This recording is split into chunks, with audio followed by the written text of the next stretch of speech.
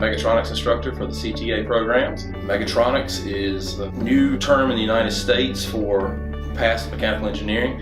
It's an integration of electrical components, data communication, mechanical skills, and hydraulics and pneumatics.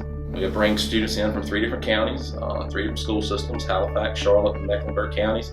Integrate in for every 15 minutes of lecture, there's 45 minutes of hands-on lab that goes with that, because the push is, if you can't do it, then that's no good to an employer. Getting the skills of being able to work and do things with their hands and actually be able to apply those skills that are learned is key. We work with hydraulics, pneumatics. We do anything from working with CAD programs of NX and Solid Edge on a computer to design different parts made for machines. Definitely learned a whole lot more than I ever thought I even would in high school, just with regular, classes and stuff. It definitely opened up my opportunities.